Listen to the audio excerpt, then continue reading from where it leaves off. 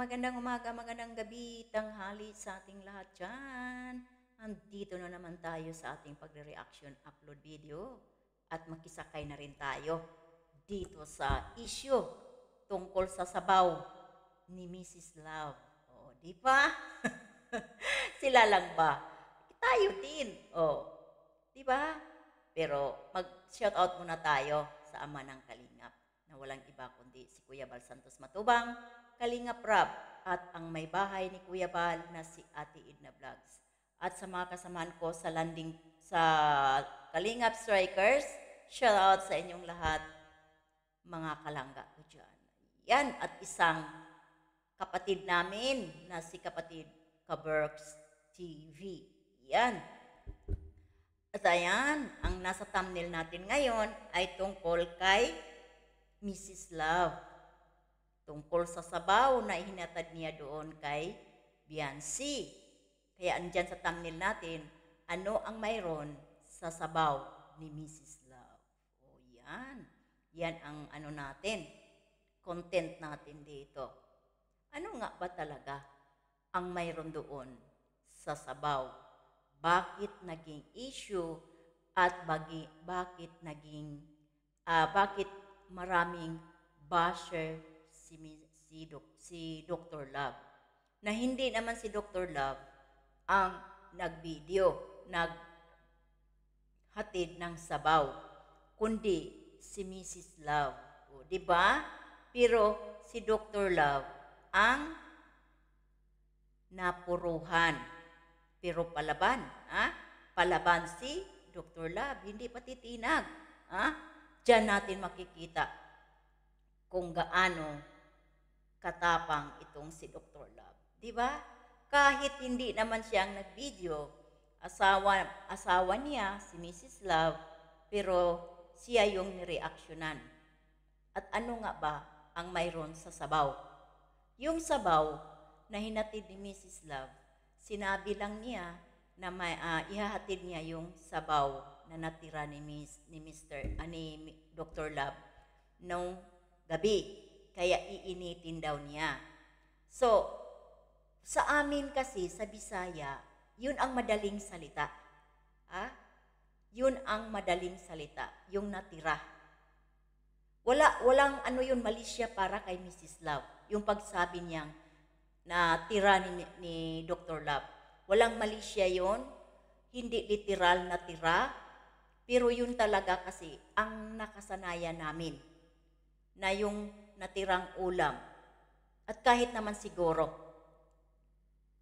pero mayroon naman tayong delikadisa. Magbigay tayo, tapos yung bibigyan natin may sakit, bibigyan natin ng tira, as in tira, hindi naman yata mangyayari yun. Di ba? Pero bakit pinalaki ang issue na yun? Bakit?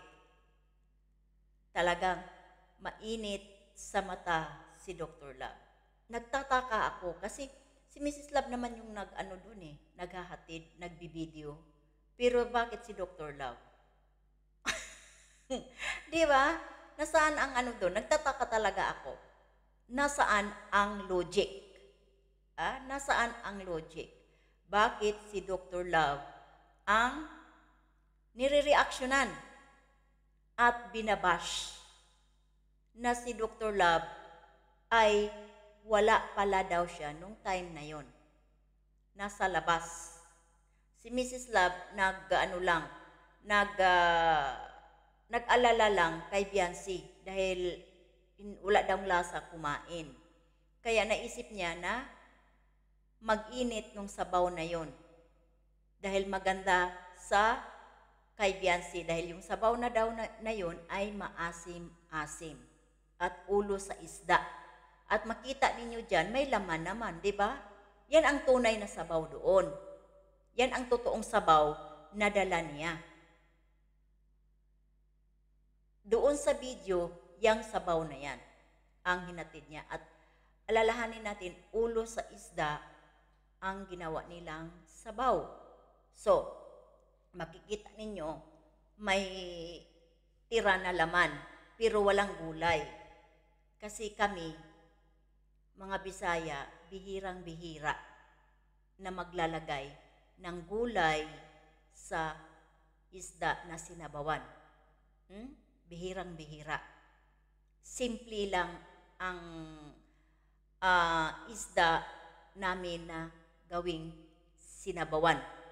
Kamatis, sibuyas, tanglad, sili na pangsigang, at sibuyas na pula, yun lang. Sapat na sa amin yun, napakasimple. Kaya sabi nung mga nagko-comment, wala man lang gulay, wala man lang kung ano-ano. Ganyan ang mga Bisaya. Napakasimple. Hindi nakasanayan na lagyan ng mga gulay-gulay. Kaya wag na kayong magtataka dahil si Mrs. Love at Dr. Love ay Bisaya. Siyempre, kung yun ang kinagisnan mo na luto at pareho naman kayo, yun at yun din talaga ang lulutuin ninyo. Di ba? So, ako para sa akin, naintindihan ko yun. Yung pagkasabi ni Mrs. Love, napanood ko yung video na yun eh. Para sa akin, walang mali siya yun eh. Walang mali siya, walang masamang ibig sabihin, walang ano dun, walang pangit. Kaya nagtataka nga ako eh, na sabi ko bakit naging ano yun, issue, na wala namang dapat i-issue. Di ba? Kaya dyan sa thumbnail natin, ano nga ba ang mayroon sa sabaw ni Mrs. Love? Ang mayroon doon sa sabaw ni Mrs. Love ay maasim-asim, na yun din ang bagay kay Biancy. Dahil nga si Biancy, masakit yung lalamunan, walang panglasa sa pagkain. Kaya naisip niya, nabigyan niya ng sabaw. Iniinit niya at saka niya hinatid. At doon si Biancy, nakaramdam ng okay doon sa sabaw. Di ba? Lalo na kung dinalaw siya ng hubby niya. So nakakatulong yung sabaw. Pero nagtataka ako, bakit si Dr. Love, ang dami na niyang basher dahil doon sa caption na tira-tira. Pero doon ka humanga kay Dr. Love. Palaban, as in. Palaban. Talagang sinasabi niya yung totoong nangyayari. Yun ang maganda. Kaya, bakbaka na ito. Makikisakay lang kami, Dr. Love. Makikisakay lang din kami. Para din kami mayroong content. Pero wag naman masyadong gawing tawag dito, masyadong naging OA na. Naging OA na. Wag naman. Wag naman. Kasi nagtataka ako bakit si Dr. Love ang binabanatan o binabash. Si Mrs. Love yung kasi hindi kilala yung anak. Kasi account ng anak yung ginamit ni Mrs. Love. Kaya nagtataka ako, ano yun sa anak nila yun na dyan, na account ginamit ni Mrs. Love. Bakit si Dr. Love ang binabash? Kaya, Diyos ko po inay, kawawa ka Dr. Love. Kawawa ka tuloy. Kaya, kumbati, ayaw padaog. Ayaw yung padaog.